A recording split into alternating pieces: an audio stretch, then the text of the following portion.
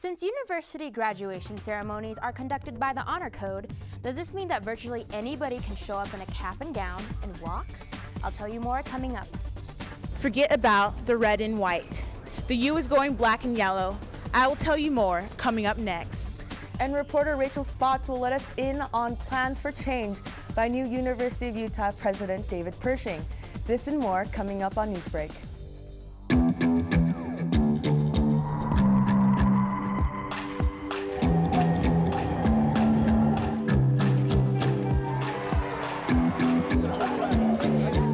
News produced by students for students. Brought to you from the Telecommunications Lab at the University of Utah. The search continues for a new university president. Ashley Hall will be talking to the lead dermatologist. This is Newsbreak. Thanks for joining us on Newsbreak. I'm Tiffany Justice. Later we will be joined by Jancy Coggins as she will host us through the past and future of Utah athletics. First though, with graduation approaching in early May, there may be a loophole in the commencement ceremonies that allows anyone to participate in the celebration, even if they're not graduating. Students, Rosie Nguyen has a story. Last week, students picked up their cap and gown at the University Bookstore's graduation fair. We only have about 4 weeks until the day of commencement and convocation, but did you know that virtually any student can just show up in a cap and gown and walk? We don't collect names, we don't call names at the commencement ceremony. We simply line up students out in the parking lot adjacent to the Huntsman Center. And if you're in a cap and gown, if you're in the appropriate regalia, we'll let you walk through commencement. Typically, it's up to the different colleges to determine how the ceremony is conducted, but the chances are it's not easy to fool everyone if you're an unfamiliar face. They're more familiar with their group of students, so if there were someone, especially in a small college, they would probably know if they were not part of that class. The odds may be slim, but for larger colleges, it's easier for a fraud to blend in. This, however, doesn't bother the majority of students. I mean, it's not really going to affect anybody else. If someone gets upset by it, what do they care? They're getting a degree and the person who's pretending to walk isn't. I think it's probably more of a disappointment for the people that person is trying to fool than it is for me personally, as long as they're not disruptive. Well, I think they're cheating themselves. I don't know why they would want to do that and walk if they're not graduating. For more exclusive colleges, like the Department of Law and Medicine, it wouldn't really be possible for a stranger to show up and walk because they do cross-check the names of the graduates with a list. So far, the university hasn't had a fraudulent incident happen, but Tim Ebner did say that if they catch a student walking illegitimately, they will be charged with a violation of the Honor Code. Reporting for Newsbreak, I'm Rosie Nguyen. And graduation isn't the only event coming up for you students. Sarah Vaughn takes a look at the upcoming Grand Kerfuffle concert that will feature one of the biggest names in hip-hop music. ASUU's Presenter's Office brings high-quality concerts, films, and performing artists. This year's Grand Kerfuffle is featuring hip-hop artist Wiz Khalifa. The Grand Kerfuffle is a spring concert that's been going on for a very, very long time. It used to be called Mayfest. And that began in the 70s, so this is probably the 36th or 37th year. Do students have a choice in who gets to perform? We put out a student survey, a random sample survey at the beginning of the year, asking students which sorts of genre they would like to see in the concerts, because all of these are funded with student fees, and so we want to give the students the main voice in who ends up coming. Is contacting an artist a long and difficult process? Well, we have our own agent who we work with, who's in contact with the managers of most artists, or most major studios. And so the process is we'll ask them about availabilities, we'll give them lists of all the artists who we have some interest in, and they will contact all of those people. Is student Janine Ford happy about the choice? In years past, I'll only know like 1 or 2 songs maybe by the person, and this year I actually A, know who it is, and B, can sing along with more than their one big hit. The doors open at 5:30. and the concert starts at 7. It's free for all U students, $15 for the public. This is Sarah Vaughn reporting for Newsbreak. A little less than a month ago, the U officially named David Pershing president of the university. Reporter Rachel Spots goes in depth to tell us about his plans for the future and a little bit about the man who is now in charge. On March 12th, Dr. David W. Pershing took the lead as the new president of the University of Utah. The former senior vice president for academic affairs is now serving as the U's 15th president. The caliber of the students here at the U is ultimately what attracted Dr. Pershing to the position as president of the University of Utah. The president emphasized his eagerness to work with the U's faculty, staff, and students to implement new policies and procedures for upholding academic excellence as one of the university's core attributes. One of the president's central platforms is to increase graduation rates, and he has proposed an extensive plan of action to accomplish this goal. We're going to be increasing the admission standards in the university. We're going to be talking a lot more about what courses students need to have in high school to make sure they're ready to succeed at the university, because ultimately that's our goal, is we want to admit students who are going to graduate and succeed in life. President Pershing also expressed his thoughts about the image of the University of Utah and how it should be perceived in the community, in the state, and on the national level. We certainly want the university to be seen as a major national research university, and the joining of the Pac-12 is going a long way toward helping us to achieve that goal.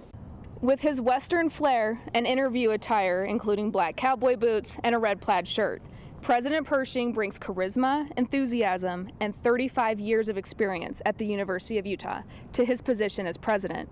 Dr. Pershing's work as an honored teacher and researcher has earned him both the Distinguished Teaching and Distinguished Research Awards. Additionally, he received the Rosenblatt Prize for Excellence in 1997. As President Pershing looks to the future of this university, he acknowledges the importance of the U's legacy, a commitment to academic excellence, and he intends to sustain the U's honorable image by promoting academic growth and innovative achievement during his tenure as president. I'm Rachel Spots, reporting for Newsbreak. While one president at Utah is just getting started, another's term is coming to an end. We've got ASUU Senior Class President Jamie Matthew in studio with our Nina Pack to tell us about the senior class gift. Nina? I'm here with Jamie Matthew, the Senior Class President for ASUU, to talk about this year's unique senior class gift. So, Jamie, tell us, what is this year's senior class gift? For this year's senior class gift, we partnered with ASUU and Jamba Juice to create a University of Utah flavored smoothie. That is so different. Tell us about the other gifts in years past. How is this different from those? Well, this gift is different in that we're working with a campus business, and portions of each proceed per drink will go towards a fund that benefits student life. That's awesome. So tell us about the flavors in these drinks. I see you brought some in. So in each drink, there's a mix of strawberries, raspberries, lime sherbet, and a pinch of spirit, pride, and Utah tradition. So let's give these drinks a shot and see how they taste. Wow, that is very tasty. So I understand you haven't named these smoothies yet. We haven't. We actually have a naming contest going on now where students can submit flavor names, and the winning name submission will not only receive bragging rights, but will also get a prize. And can you tell us about some of the names that have been submitted? Students here on campus are so creative. We've got some great names such as Fruita, Swoop There It Is, and Caught Red-Handed, just to name a few. And how can students vote for the name? So you can vote through the ASUU website, and there's also information on the ASUU Facebook page.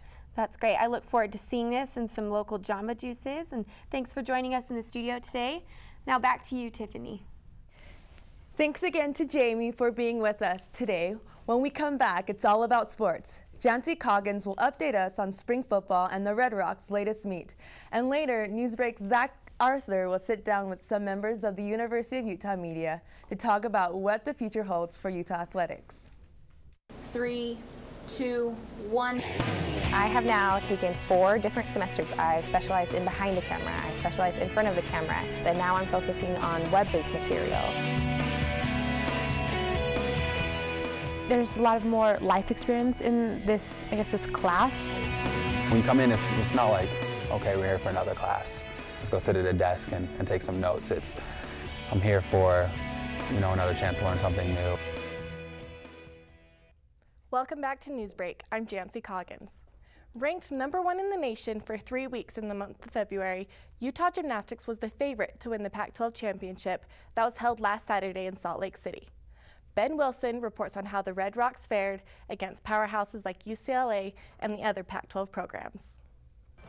In a sport where fractions of an inch are the difference between success and failure, it was fitting that such a small fraction, 5/100ths of a point, was the difference between a Pac-12 championship and a second-place finish for the University of Utah gymnastics squad.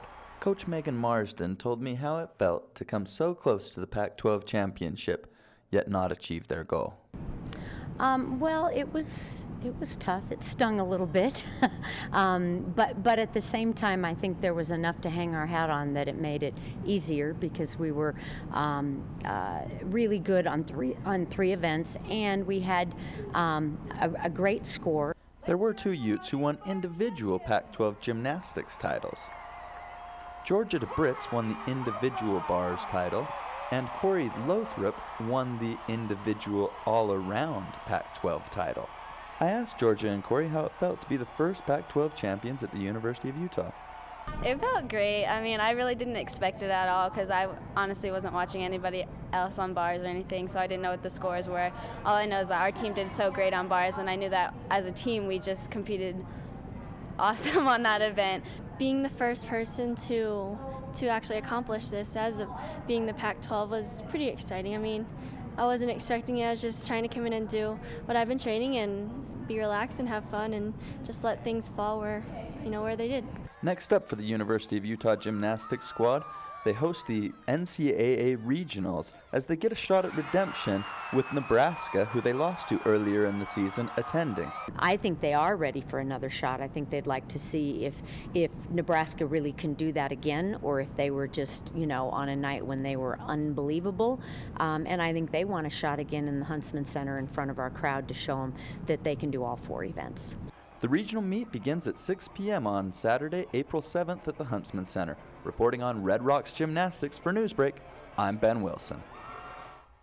While gymnastics is wrapping up their season, the Ute football team is just getting started.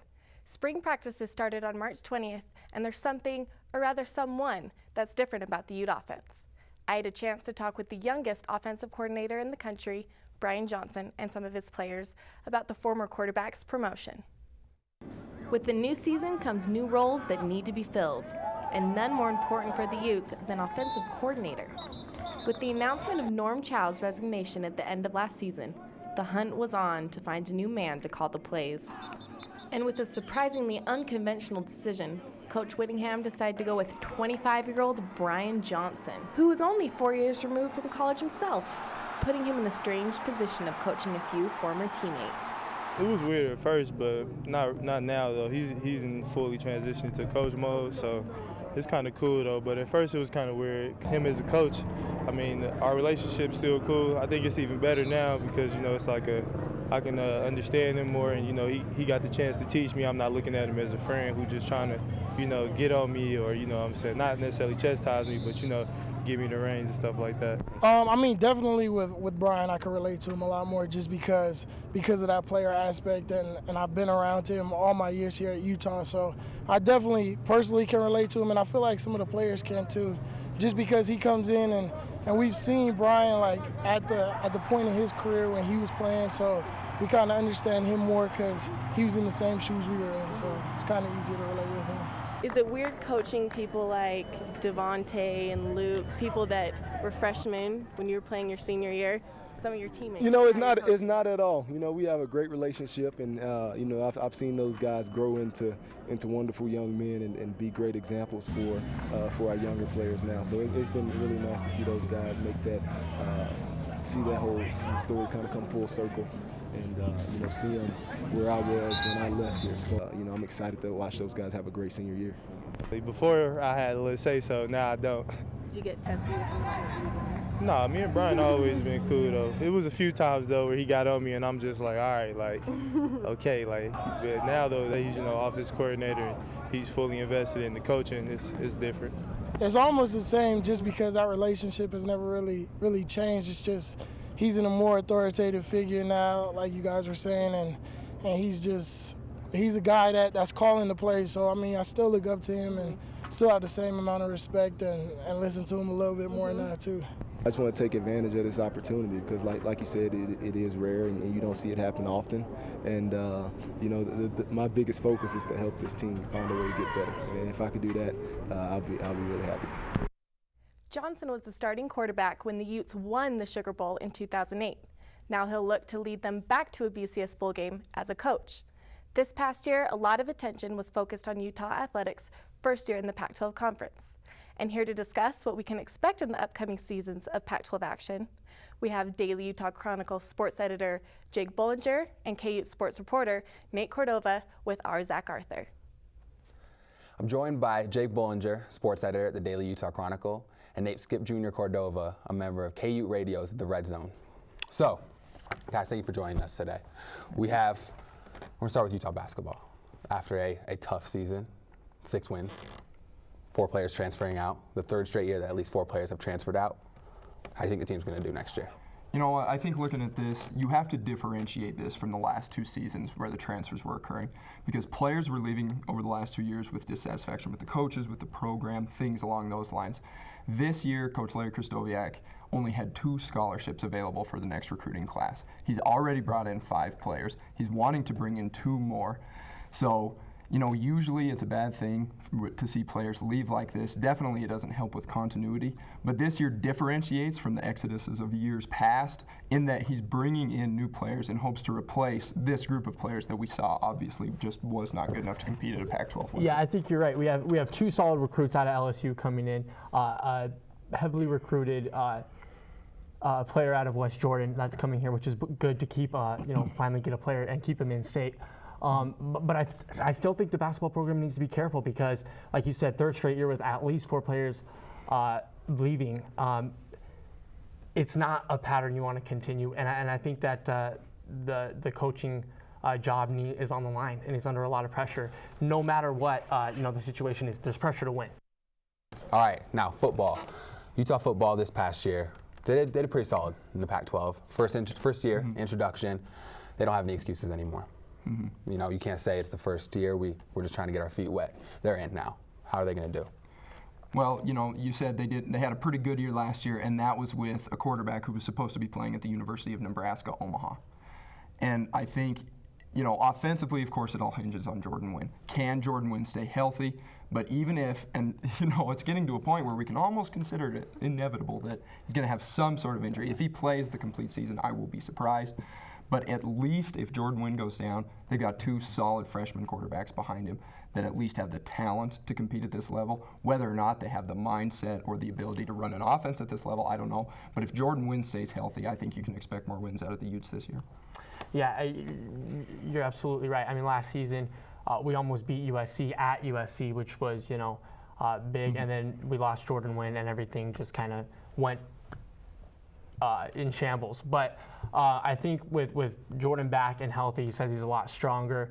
New offensive coordinator. I'm interested to see how that's going to pan out. Looking at the offensive side of the ball, I don't think we're I don't think we're going to see as much change as people might anticipate. Maybe a little bit more of a mix of the Chow pro-style offense that we saw last year, and then the spread that used to be employed when Johnson was quarterbacking here at the U. What I'm looking forward to seeing on the offensive side of the ball is how they're going to use the run game. Because you've got John White, who set a school record for rushing yards last year, and then Kelvin York coming in, who is a big, bruising junior college back, one of the top junior college recruits in the country. And I think if they can use those 2 effectively, I don't think we're going to see the big numbers from John White again. You know, he might be able to crack 1,000, but another 1,400-yard season I just don't think is in the works. But, Kyle Whittingham is partial, and Brian Johnson ran it when he was a quarterback. They like the 2-back system. So if they can balance the speed and the quickness of John White with just the bruising ability of Kelvin York, things could be interesting in the backfield. Excellent. All right. Thank you, Jake. Thank you, Nate, for joining us. Thanks for having me. Thank you. Thank you, Jancy. Back to you. Well, that will do it for this week's episode of Newsbreak. Thanks for watching the show produced by students for students. I'm Jancy Coggins. See you again next week.